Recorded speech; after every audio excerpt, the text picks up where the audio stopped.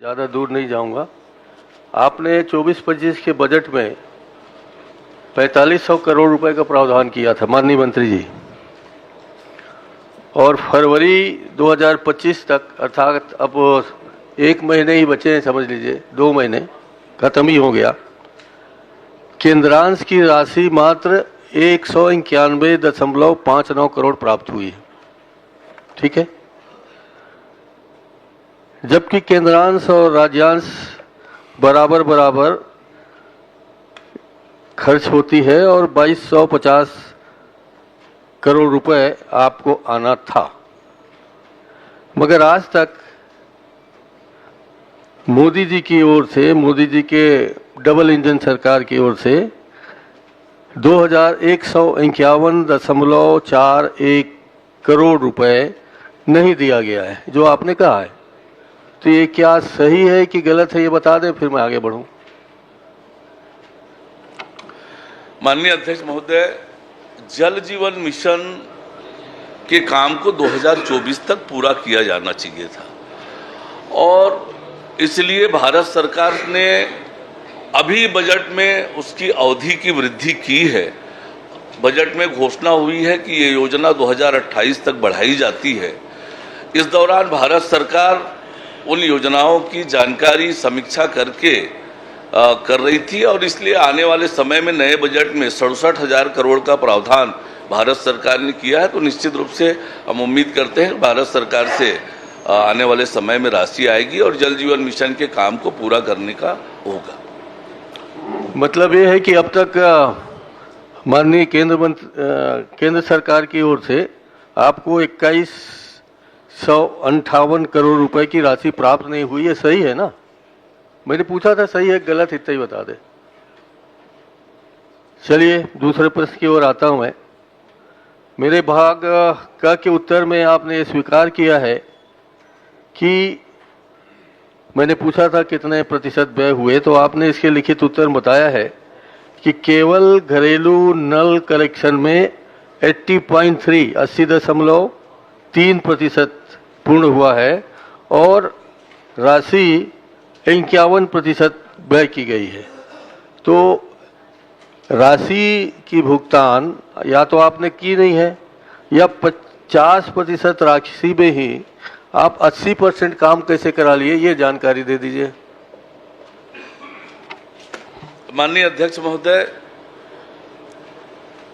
व्यय 51% हुए हैं, जो हमारी लगभग 26,000 करोड़ का जल जीवन मिशन है और ये केवल नल कनेक्शन का 80% कहा है।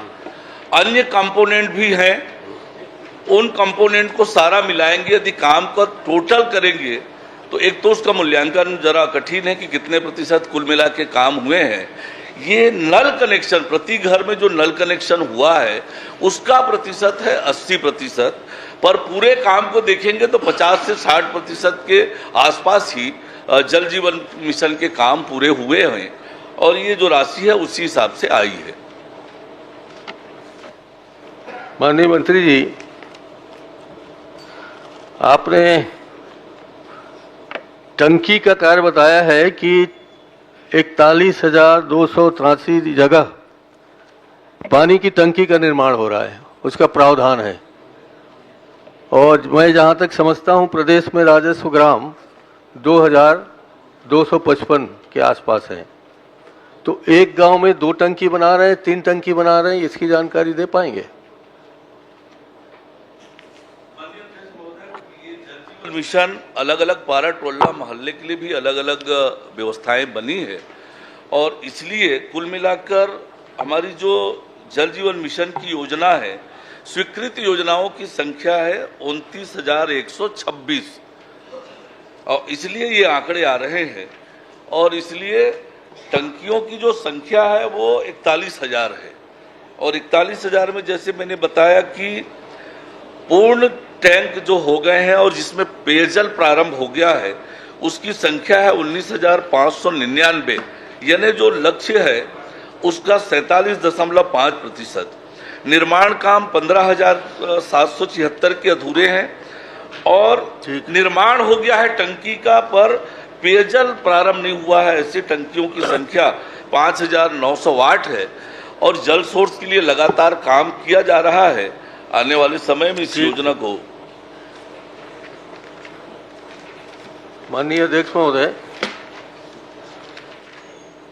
आपने ये बताया है कि अंतिम प्रश्न केंद्रांश और राज्यांश मिलाकर योजना की कुल राशि 26,465 करोड़ और 74 लाख है। इसमें से अब तक कुल 13 करोड़ ही भुगतान हो पाए हैं, व्यय हो पाया है। तो बाकी आपके काम हो गए हैं और आप गांव में काम करने वालों को भुगतान नहीं कर रहे हैं, ऐसा प्रतीत होता है। तो मुझे स्पष्ट करें कि क्या ये सही है कि काम तो हो गए मगर लोगों को भुगतान नहीं मिल रहा है?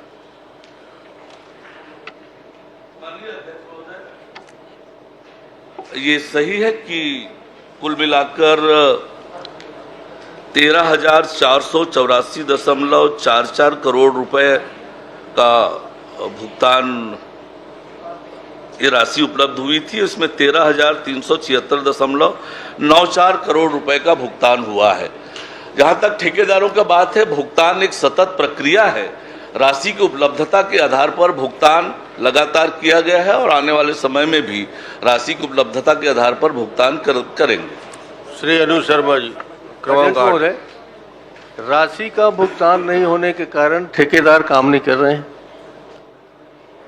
और यहाँ काम नहीं होने से प्रगति लगभग शून्य तो नहीं कहूँगा, चल रहा है प्रगति जैसा चलना चाहिए विभाग में। और यही प्रगति देख के केंद्र सरकार आपको पैसे नहीं दे रही है और इस कारण पूरा छत्तीसगढ़ इस प्रगति को लेकर, मैं आप पर आरोप नहीं लगा रहा हूँ, आप चिंतित मत होइएगा।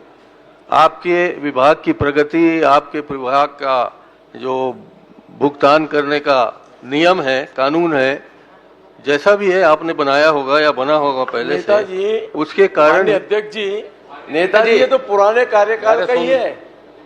मैं तो कह रहा हूँ ना, हमें क्या दिक्कत है? अभी डबल इंजन अभी की बात, लेकिन ये जितना भी क्रम है वो पुराने कार्यकाल के हैं, इसीलिए छत्तीसगढ़ की जनता भुगत रही है। माननीय नेताजी, उस समय तो कोई एक चीज का फैसला नहीं कर पाया अपन। क्रम नहीं, कार्य।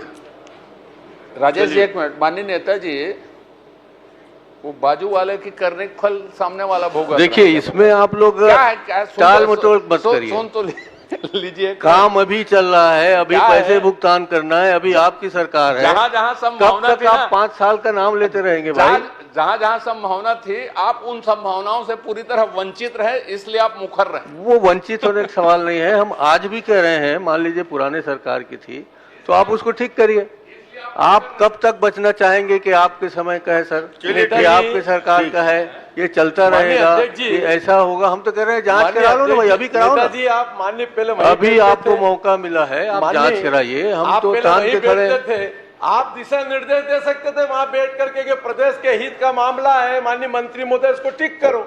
जैसे कभी कभी हमारे अध्यक्ष जी हमें निर्देश देते थे सब। अभी करीब इतने उदारता दिखा माननीय अध्यक्ष महोदय, परसों का ही सवाल था 12 तारीख का कि माननीय अध्यक्ष जी के निर्देशों को, इशारा को आपने समझा नहीं, जांच आपने कराई नहीं। हम कह रहे अभी करा लो, अभी आप तैयार नहीं हो। माननीय अध्यक्ष महोदय, 2 दिन हो गया, कल माने शुक्रवार के दिन और आज नेताजी पूरी गंभीरता से जांच की मांग कर रहे हैं। सरकार को उसको मानना चाहिए, नेताजी के आग्रह को। मैं भी आग्रह करता हूं कि जितनी जांच की मांग कर रहे हैं, इतनी सदस्य तक साथ तो पूरा होना चाहिए। नेताजी की मांग को पूरा करने से सदन की हाइट